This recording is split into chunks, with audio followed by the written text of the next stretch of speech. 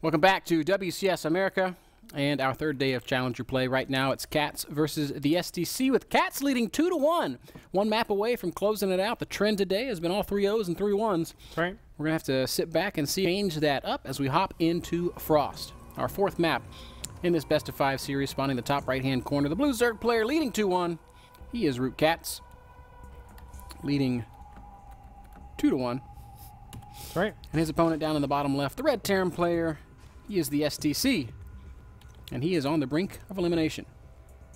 This is for $1,400. The winner of this match will be awarded that. They've already been awarded $600 each. Of course, I say $1,400. It's at least $1,400, depending on how well you do in the rest of Premier League. It's what they're fighting for. Of course, Premier League, the prestigious league of North America, where they're just fighting for the very top to make it all the way to the World Finals. They want to be the very best. Like, no, what? No, I'm done. Catz with the early drone scout, as is very characteristic of his play. He likes to do things like block hatcheries, but he's not going to do it in time. Block hatcheries, block command centers, because he scouted in the wrong direction. So it'll be a hatch first here out of El Capitan. One map for making it into the Premier League. Man, that's got to be a great feeling for Catz. A lot of people had written him off as being kind of washed up. He is, quote, stepped back from being a competitive player. He's been spending his energy managing Team Root, doing amazing things like scouting out young talent, as he has done with his seed program. He's also been putting on some great casts, too. Yep, doing a little bit of work for MLG and their Game On Invitational. Catz and Destiny teaming up to give us some very entertaining broadcasts. A couple of much beloved, lighthearted, and fun individuals. Catz and Destiny. It's the apt name for it, I would say.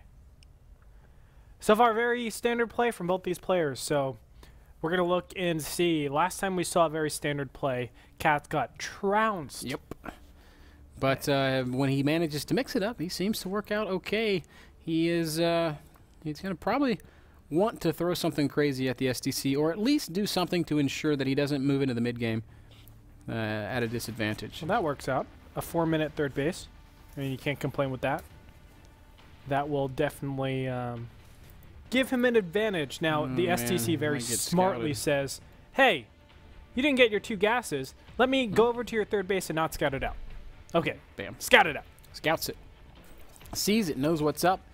And this is already going to be a little bit tough because slowlings are not very good at defending things like Hellions. Factory is halfway complete. Reactor, no doubt, will be starting up very soon, and then the Hellion harass will begin. So how are you going to deal with this, Catz? Could be some Banshees as well. Second gas on the way. Yep. Obviously, that's the indicator for me. So we'll find out momentarily. But, you know, I think Catz, the standard way you do it is just with queens, a spine crawler at the third base, potentially at the natural, but normally you have both your queens down on the ramp. You're spreading creep pretty fast here. Starport will go down, so it is going to be Banshees. It's a pretty great choice here because the third base is not going to be connected to the rest with creep anytime soon. Catz is making extra queens. He's got 2 out now. He's making a third. I would love to see him. Yes, he does add a 4th. And then he'll follow it up with Ling Speed. So it's going to be Banshee Hellion coming out of the STC. Very tricky to deal with. Hellion softening up those queens. Banshee's easily dealing with the rest. Cloak, still a possibility. With this much gas, I think maybe even a certainty. Yep. I mean, Cloak, you should always get Cloak, I think, whenever you get Banshees. I guess now that it's cheaper than just it used 100 to be. gas. Yeah. It's like, it's nothing these days. And it just gives you so much value. Sustainability. Obviously, it forces out detection. Even though detection is normally forced out, it's just important to have. But still, it's cross-map situation, Ben. We also have to think about that. It takes a while for a Banshee to get across the map. And this just gives the extra 10, 15, 20 seconds to Catz just to get those defenses up. Maybe not that much time, but it still gives him a little bit more time to get those defenses up. And it stops any sort of this harass from really working out too well. And since he's been so economic driven, this might be a case where Catz just starts out with a big advantage into mid-game. Yeah, if Catz manages to sniff out what's happening, get some spore crawlers down, I think this could be his lucky day, man. If he does not realize what's going on, and these Banshees do massive damage, then obviously it's going to be a very sad day for Catz. One thing that I love is that he has continued his queen production constantly. He's up to 5 queens now. Oh, and not looking like he's going to add a 6th, but here's the Overlord Scout. Andre, this Overlord is able to see the starport, sees the command center only now being built. He's like, wait a second. There's the tech lab. Oh my goodness, Cloak Banshees are on the way. So immediately we should be seeing spores go down. There's one in the third base. There's one in the back of the natural, and of course in the main base as well. So Catz has covered his bases. Really cool stuff. First Banshees is only now crossing the map. I don't think it's going to be in time. I think the spore crawlers are going to finish. I think so too. A lot of people wouldn't have put that spore crawler in the main base, but he's being so comprehensive with this. Don't lose a queen. Don't lose a queen. Don't lose a queen. He's got to lose a queen. And he could have also targeted down, obviously. But, or that one Hellion. This is sloppy from both players. The STC doesn't need to lose Hellions. He's going to lose multiple Hellions here. Of course, the reason for this is because he's fighting in the natural expansion with that Banshee that only has a single kill. All the Hellions are going to get cleaned up. The STC not looking like he's in the best shape of his life, I got to say, man. This is an awful situation for the STC, a great situation for Catz, who has essentially averted all real damage. He's at 60 drones. Third command center is only now finished. This is not the same kind of economy that the STC has had in previous games, although he does find an opening finally with one of these Banshees.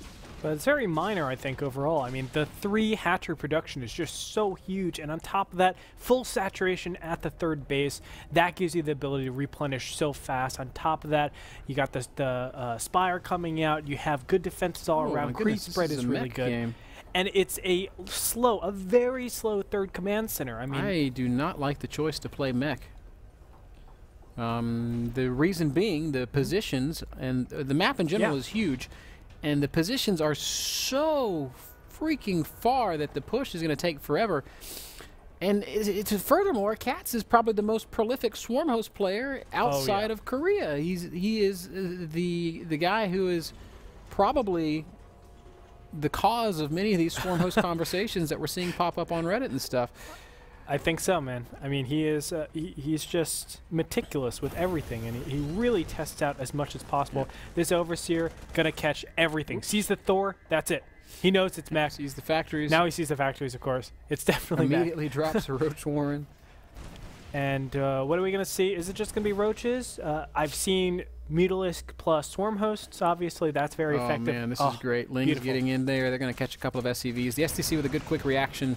Pulls workers immediately, so should not lose too much here beyond just the mining time. He immediately canceled melee, by the way. Melee upgrade. It was about halfway finished, and went for the +1 missile attack. Careful, Catz. He's going to lose a lot of health on one of those mutas, but nothing dying, which is good news for him. So it's interesting the way this looks like it's progressing. Catz might be wanting to play Mutalisk Roach, which sounds ridiculous, but can be very effective against mech. Roaches obviously trade pretty well with the Thors. Muta's magic boxing overhead can really mess up the AI of everything and just spreads out the Thor's ability to dish out damage. Yeah. Hydra Den going down and Infestation Pit going down as well, so it's not going to be Mutalisk Roach. It's going to be Roach Hydra, maybe Roach Swarm Host, maybe Roach Hydra Viper. All viable choices here. Some nice damage on the top here. Yep, a little bit slow to react. There is a single Spine Crawler, obviously, but it's not going to be enough. That's a lot of Hellions. There it is. Don't line up the drones. Oh, God, no. It's actually not good. Catz! Catz, why are you leaving? Okay, so what didn't have to be bad became a little bit bad, but not so bad. Didn't lose too much. Not too 15 much. drones killed throughout this entire game for the STC, which is very minimal, quite frankly. 4th base down for Catz, soon to be completed. And he'll probably saturate that off of one big drone burst as we see him going on up to Hive. I mean, keep in mind, it is still 67 drones, or 71 drones, so it's not a big deal. But after that big attack, it was 67 drones. He's still at a point where he's producing nothing but units. So Catz is exactly where he wants to be, despite that nice aggression that came out of the STC. The question is, what does he do with it? So far, no siege tanks, Ben. Now finally siege tanks on the high ground in the back of the natural, but that tank production was kind of late. Catz is going to make Hydras, so it's not a immediate Swarm Host transition, which surprises me a little bit. He's going for the Roach Hydra Viper. Yep. This is a style that you love to do, Ben.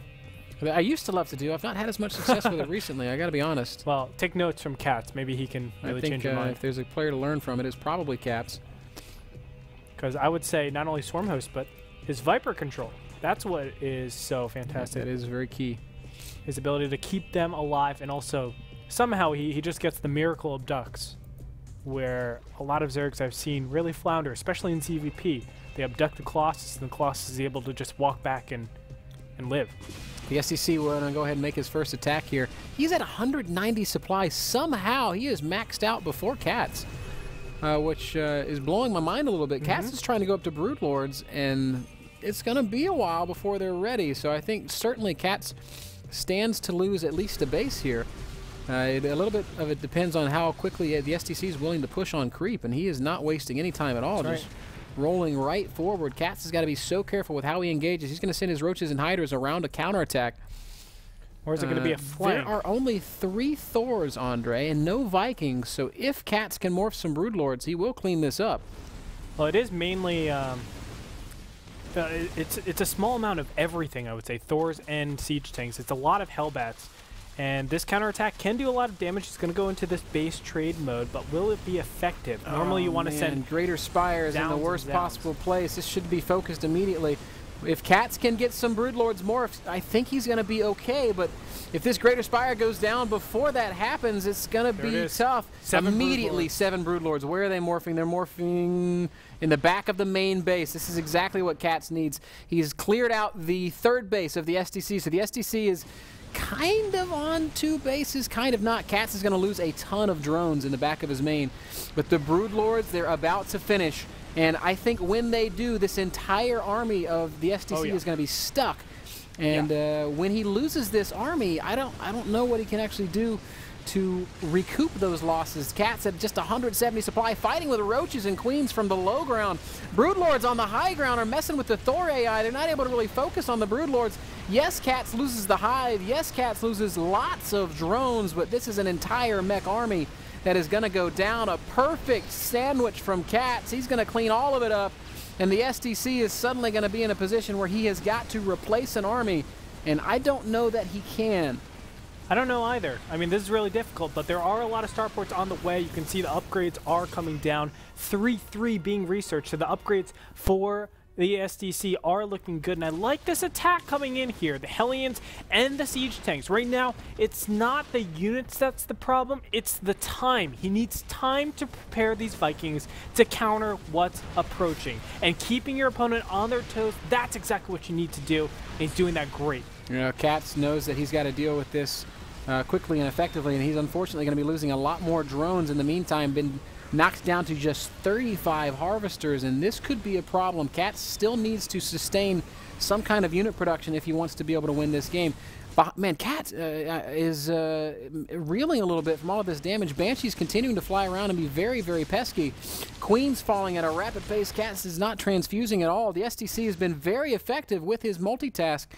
Catz is at 21 drones. He's got a scary army, but the Viking count is starting to climb. 3 Vikings, soon to be 4 Vikings. The STC securing a 4th base as well.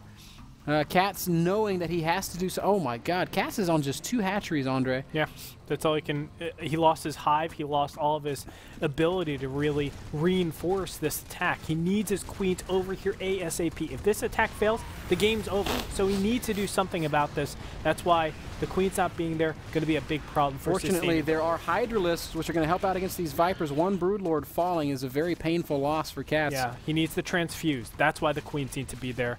Unfortunately, they're not, and there's just going to be an overwhelming force. With the upgrade advantage, I really don't know what Catz can do.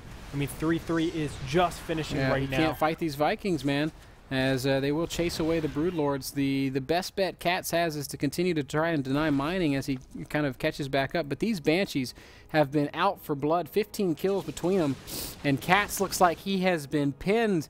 I don't think that he can recover anymore, Andre. Hellbats and tanks are going to roll forward into these Hydras and Broodlords. The Vikings overhead will easily deal with the Broodlords, and the STC, man, I thought he was in trouble. I thought Catz was doing everything right, but it is in fact going to be cleaned up. Brilliant play from the STC, a perfect timing.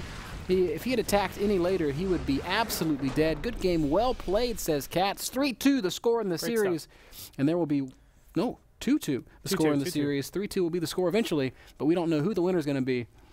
Wow. That was some really cool stuff coming from the STC, trying to go for that pre-push, the 200-200 push. Normally, you won't see Terrans doing that these days because of the Viper, right? The Viper pops out and it's going to die, but Catz trying to be greedy, saying, okay, I know that exists. That's why you won't push, especially because we're cross-position. You're not going to push out at me at 200-200. So let me be greedy, try to get my Broodlords as fast as possible.